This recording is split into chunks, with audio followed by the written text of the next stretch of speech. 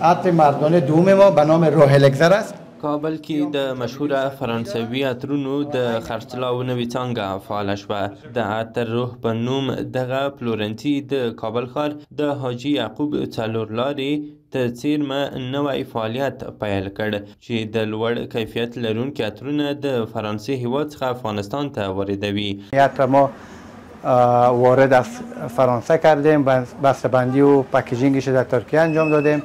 فعلا یگانه نمایندگی که در سطح افغانستان ساختیم در شهر نو چهارراهی حاجی یعقوب است. انشالله پلان آینده داشتن نمایندگی بیشتر و سطح کابل و همچنان به ولایت‌های افغانستان است. دیگه انشالله دیگر نیاز نیست که وطندارای ما از عطر فکر در سطح افغانستان استفاده بکنند. میتونن سر برند افغان خود که ایره ساخته اعتماد بکنند با قیمت‌های بسیار مناسب و همچنان با کیفیت بسیار اعلی.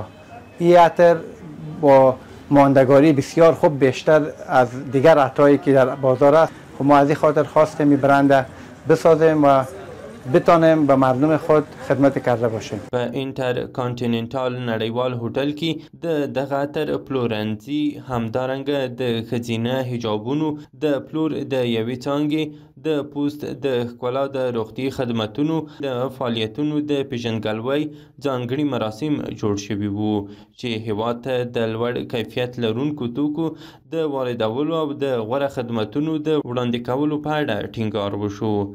روح پرفیوم کیفیت بالا به اندازه دیگه عطریاتی که شما از بازار خریداری کردین یا خریداری میکنین یا با برندهای آشنا هستین.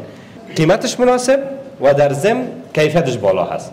3 برند معرفی شد. یکیش عطر روح بود، دومیش زاینباب مال بود برای خانم‌هاست و سومیش دکتر ساحل که از پوست جلدی و چیزا میباشه. برندی که ما جور کردیم تمام محصولات بهداشتی است و همچنان روح پرفیوم است و همچنان تمام ضرورت‌های یک خانواده یک فامیل است که ما میتونیم از یک جای به دست بیاریم که مربوط این مجموعه بخش بهداشتی است، آرایشی است، پرفیوم یعنی عطر است و همچنان حجاب و دستکول و چپلی میتونه از یک مجموعه به دست بیاریم. کارخانه ما در شهر مزار شریف موقعیت دارد.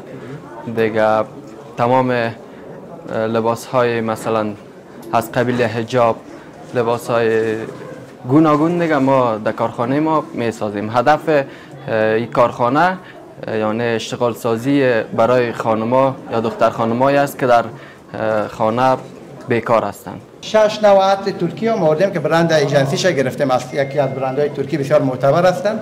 په وروستیو کلونو کې د سوداګرۍ او پانګونې ودې ته ځانګړې پاملرنې شوې ده.